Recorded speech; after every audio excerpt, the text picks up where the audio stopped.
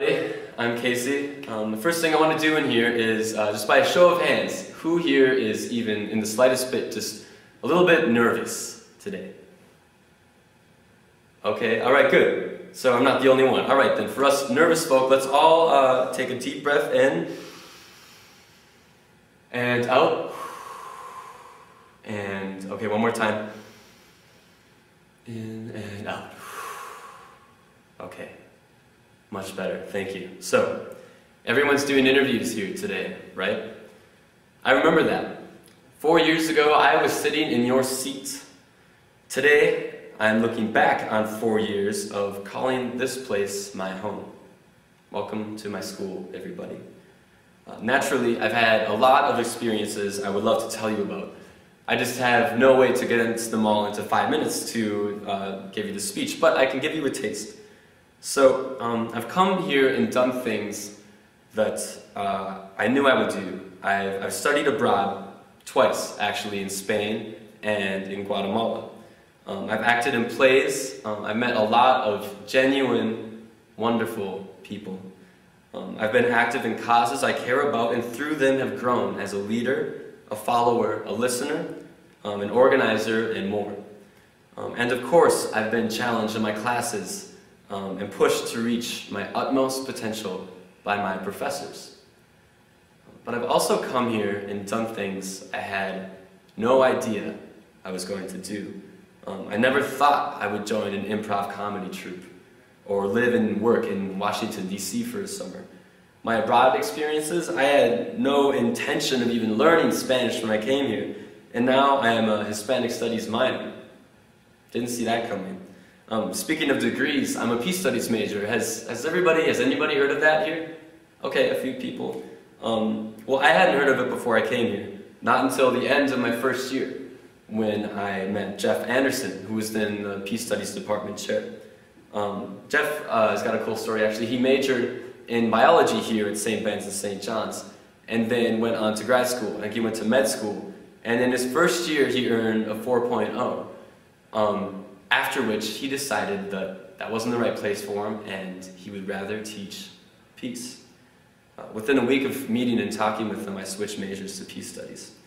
Anyway, for those of you who don't know, peace studies is the study of human conflict and interaction, of violence and nonviolence, of the conditions for sustainable peace. And what I've learned is applicable to nearly any aspect or walk of life. It's definitely something I'd call a liberal arts major, as it's built to allow for freedom in the courses that one takes. So I've been able to study philosophy, economics, political science, rhetoric, anything and everything that fell within my interests. So you may be wondering, especially you parents, what is this guy going to do with a peace studies major? Well, let me tell you that I'm graduating in May, and my thinking is more along the lines of, what can't I do? With what I've learned here, I feel completely confident in my ability not only to succeed in our society, but to be an agent of positive change wherever I go. And most importantly, to be happy. I had a professor last fall who's relatively new to St. Ben's, St. John's. His name's Eric Putnam. He's a genius. Take him if you get the chance, if you come here. He's actually taking off for Australia in a few days to lead the study abroad trip there. A few roommates and I just had coffee with him in St. Cloud. It was fun. Anyway, he's originally from California.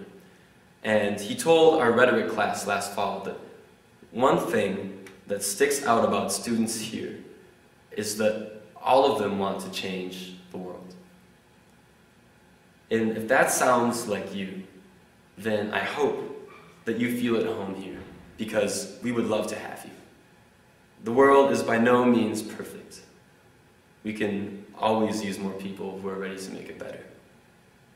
And when you get here, you will find people who are ready and excited to see you succeed.